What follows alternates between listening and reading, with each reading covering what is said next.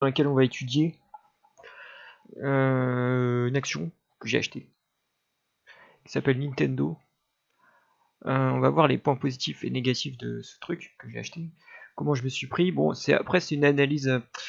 Je vais m'améliorer au fur et à mesure. Hein. Je pense que on peut pousser plus la façon de faire, en fait, les stratégies d'investissement, tout ça. Là, je suis au début, mais bon, au moins, ça a le mérite d'avoir un début de stratégie d'investissement, en fait. Je sais pas si c'est français ce que j'ai dit, mais c'est pas grave. Donc, on va voir les. En fait, quand je fais un truc comme ça, il y a des points forts, des points faibles, ok. Bon, là, j'ai pas trop regardé les chiffres. Après, ce que je vais faire, c'est que je vais analyser euh, pour les prochaines sociétés, je vais analyser les chiffres, donc tous les chiffres, et aussi l'aspect business, donc tout le reste en fait, donc l'aspect voir un peu l'entreprise comme si c'était dans un écosystème en fait. Donc là, alors les points forts, tout d'abord ils ont des fortes marges. En fait, forte marge, qu'est-ce que ça veut dire? Ça veut dire que, en gros, ça veut dire que l'entreprise, elle est pas trop concurrencée en fait, parce que plus il y a de concurrence, plus les marges sont faibles en fait. Logique. Exemple. Voilà. Voilà, ça c'est les Nintendo. Sur la dernière année, ils ont des marges à 20%. Donc les marges sont en augmentation et tout, comme vous pouvez le voir ici. Euh, Moi, j'aime bien comparer en fait le total revenu avec les bits là. Ça, c'est earning before interest and tax. C'est les gains avant les taxes en fait. Donc, compare ça. Ça, c'est en yens en fait. Là, le problème, on s'en fout en fait de la monnaie, mais enfin, ouais, c'est en JPY, donc c'est en yens japonais. Donc là, on voit qu'ils ont des marges. Là, ça fait 30%, je pense, sur le TTM. Ça veut dire si vous prenez en fait, là, on est en mars 2021. Donc c'est en mars 2020. Euh, je crois que c'est ça en fait. Ça fait depuis un an, enfin depuis les 12 derniers mois en fait. Ici, TTM. Donc on voit que leurs marges elles sont à 30% si on fait le truc. Et sur 2020 elles sont à 20%. On voit que les marges sont en augmentation en fait. Mais moi je compare avec les bits, je compare pas avec les marges nettes. Les bits c'est avant les impôts en fait. Moi je compare les marges avant les impôts. Donc on voit que leurs marges sont en augmentation. Pourquoi? Parce qu'en fait, ce qui nous permet de comprendre pourquoi ils ont des marges élevées. Si on fait ça par exemple.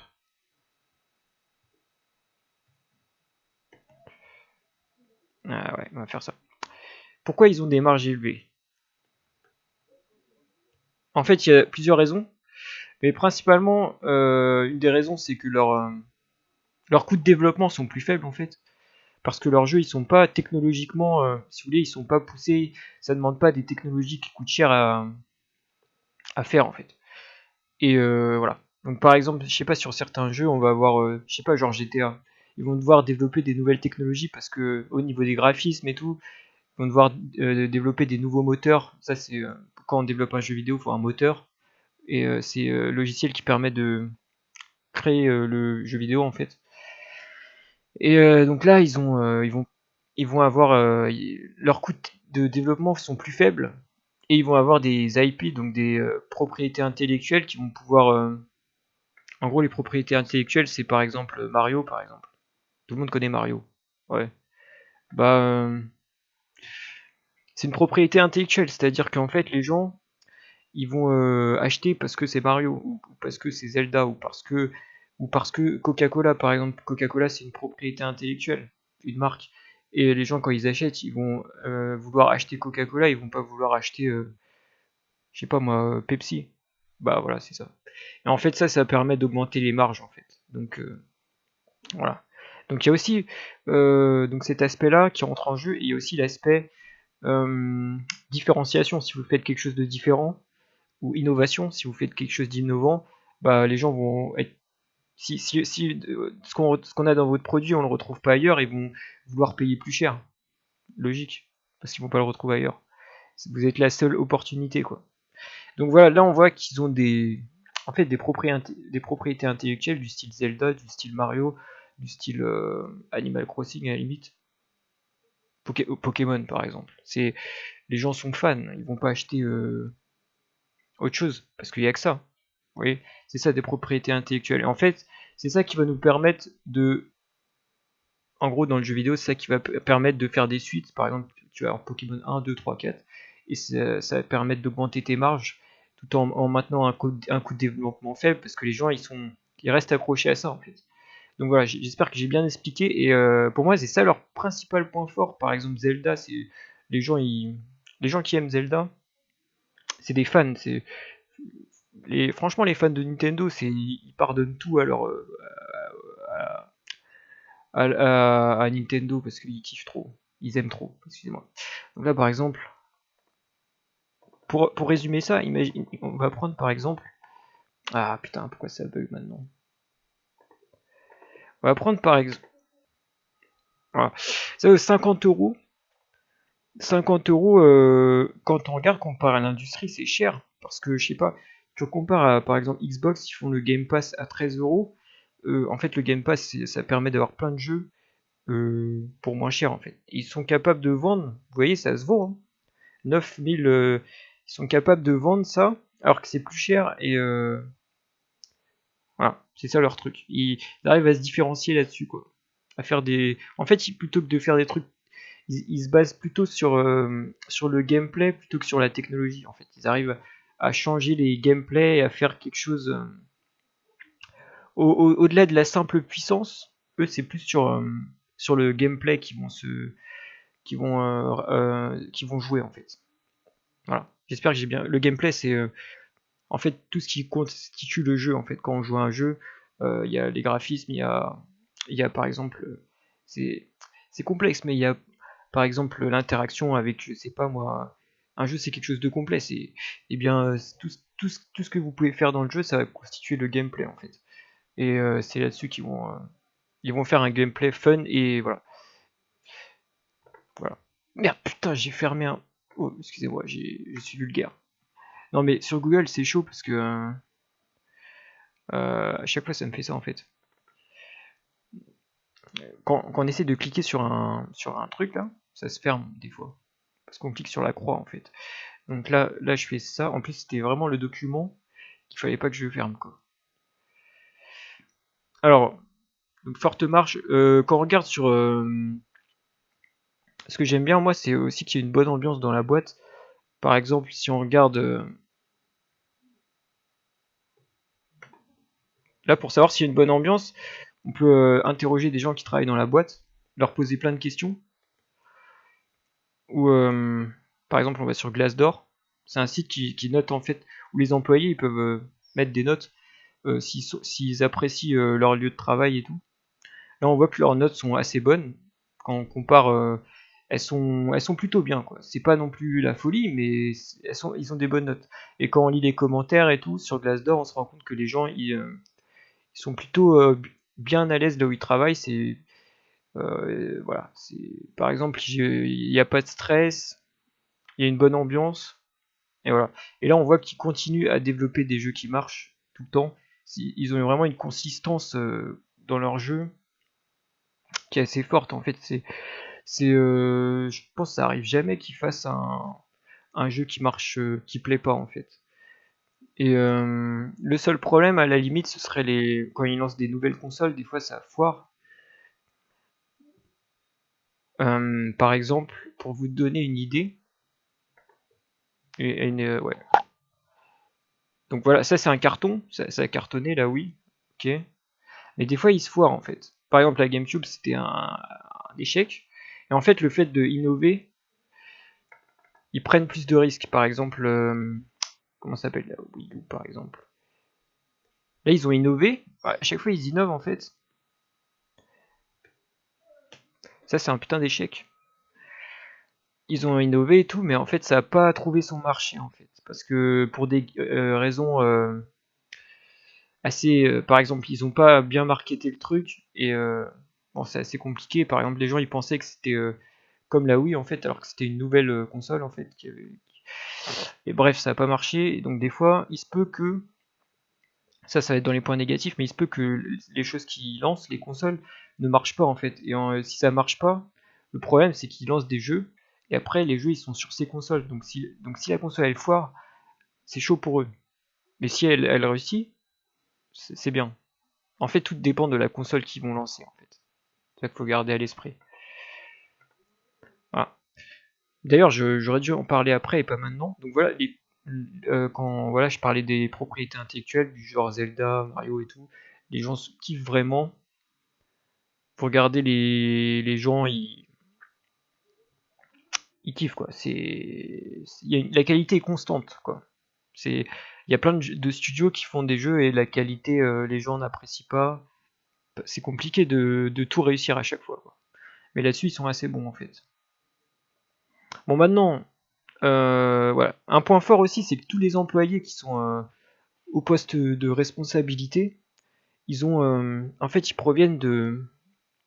Ce qui est bien en fait, c'est que les mecs qui sont dans des positions de pouvoir dans l'entreprise, ils sont issus d'échelons inférieurs en fait, qui est une promotion dans l'entreprise et pas que ce soit des gens qui viennent d'une autre entreprise quoi. Parce que ça crée une. Après, occasionnellement, pourquoi pas, mais ça crée un sentiment d'appartenance et une sorte d'appartenance à l'entreprise et les gens sont plus prêts à se donner. Et aussi, c'est sympa pour les gens qui sont plus bas parce que ça leur fait monter des échelons, ça les fait évoluer. Les gens aiment bien évoluer. Et s'ils font du bon travail, c'est bon qu'ils soient récompensés aussi. Donc, là, vous regardez, moi j'ai regardé dans les rapports annuels, tous les, tous les employés qui sont à des postes de responsabilité, ils sont issus d'échelons plus bas et ils ont fait des choses qui ont marché et on les a mis à des échelons plus hauts, quoi. Par exemple, le PDG actuel, c'est celui qui a été responsable de la Switch, la dernière console qui a fait un carton d'ailleurs, et qui est innovante. En fait, à chaque fois, c'est ça qui est vraiment bien ce que j'aime bien, c'est qu'ils sont vraiment innovants, quoi. Euh, Lui là, Fuku. Voilà. Donc maintenant aussi, ce que j'aime bien regarder, c'est la rémunération des dirigeants. Donc en fait, il faut qu'elle soit pas trop, faut pas trop qu'il y ait d'écart en fait entre les dirigeants, parce que dans les rémunérations, parce que ça crée des tensions en fait dans l'entreprise. Et comme dirait Warren Buffett, le gars est heureux. Enfin, je vais résumer, mais en gros, quand tu gagnes par exemple, il trouve ça fou qu'il y a des gens par exemple qui gagnent 3 millions qui sont contents jusqu'à ce qu'ils découvrent que leurs voisins gagnent 3 millions 1 et là ils sont les plus heureux les plus malheureux possible quoi. En gros, voilà, c'est pour dire que enfin c'est un peu hors sujet, enfin non c'est pas hors sujet mais bref. En gros, faut que les rémunérations elles soient à peu près semblables quoi.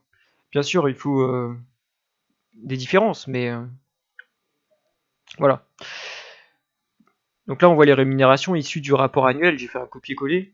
On voit 258 millions, ça c'est le premier gars. 192 millions, deuxième, et 132 millions, le troisième. Donc on voit que leurs rémunérations sont assez. C'est pas non plus euh, trop éloigné, quoi. C'est pas comme s'il y en a un qui gagnait 200 millions et l'autre qui gagne 1 million. Là, le gars, il pèterait un câble, quoi. Donc voilà. Donc là, ils ont su faire des choses remarquables historiquement, comme je l'ai dit. Et un truc que j'aime bien, c'est leur dernier produit là. Je trouve ça innovant. C'est un circuit en réalité virtuelle en fait. Franchement, je trouve que c'est ceux qui innovent je dirais c'est ceux qui innovent le plus hein, dans l'industrie. En gros, t'as un kart, tu vois, comme ça, et c'est en réalité virtuelle en fait. Donc c'est Mario Kart mais en réalité virtuelle. Et genre tu fais ton circuit comme ça, genre dans ta maison, et après tu joues avec un truc virtuel comme ça et t'es sur la caméra, tu vois. Et en fait, c'est assez difficile à expliquer, mais en gros, tu vas voir sur ton écran sur lequel tu joues, et bien tu vas avoir ton salon et tu vas voir des trucs, je sais pas, des objets, des machins, alors qu'ils sont pas vraiment, mais bref. Faut regarder après. J'espère que j'ai bien expliqué et je trouve ça innovant. Moi, j'aime bien les entreprises qui innovent. Donc voilà, je trouve ça cool. Ensuite, next.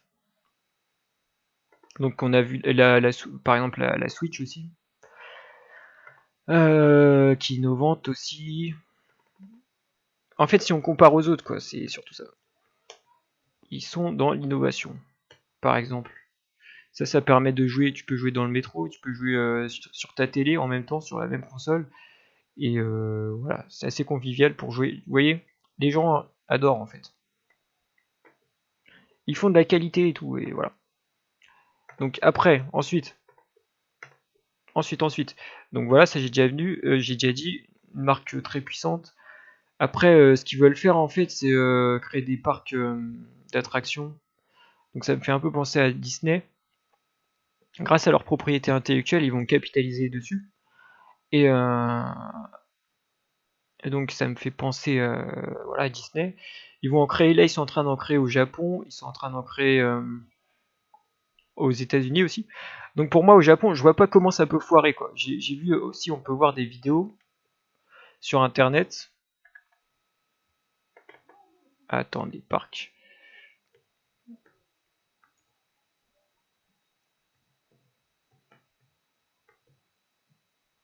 Hop, voilà.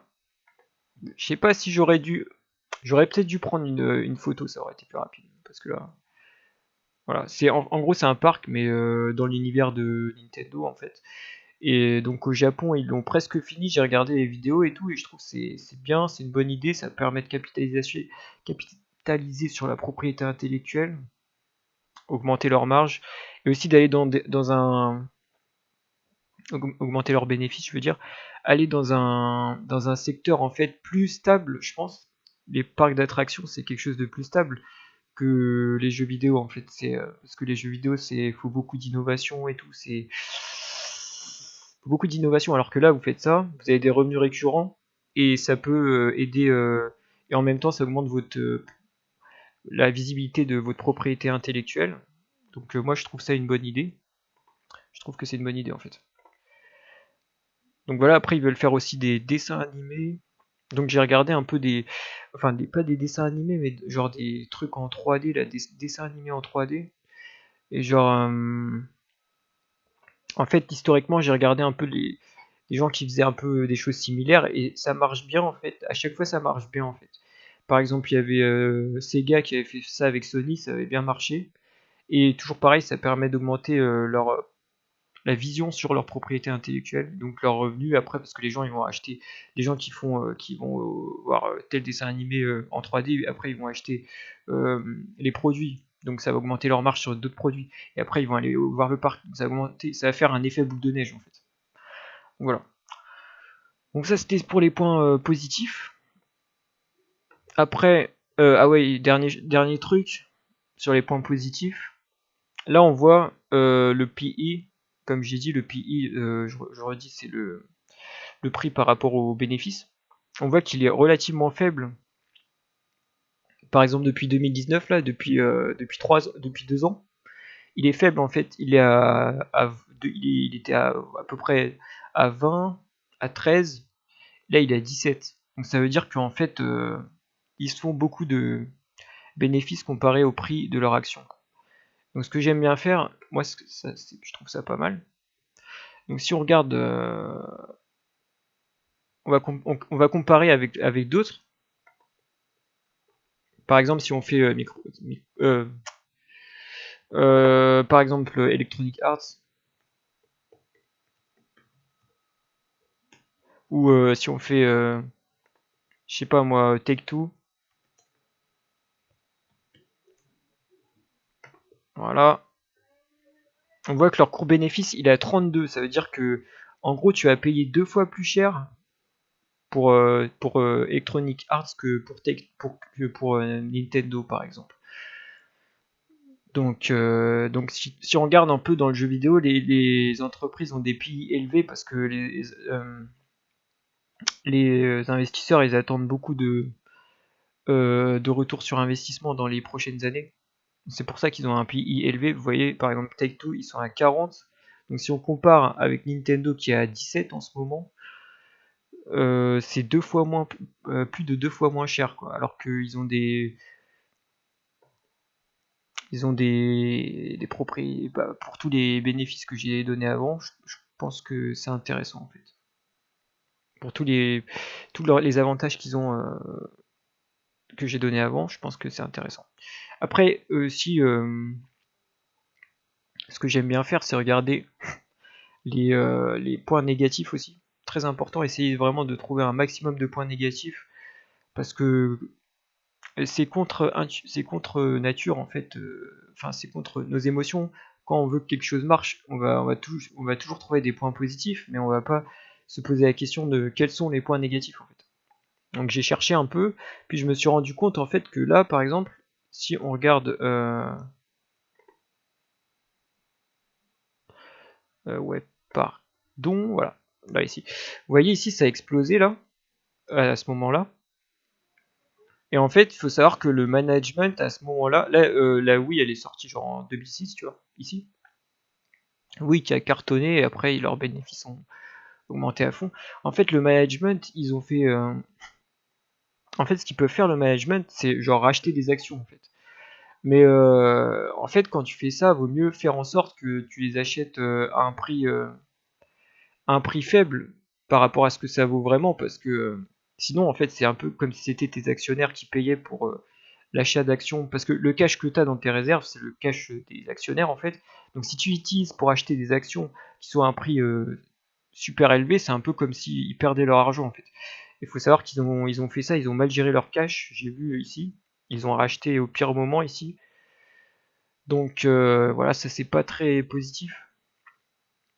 Pas très très positif au niveau de la gestion du cash, mais là j'ai regardé, récemment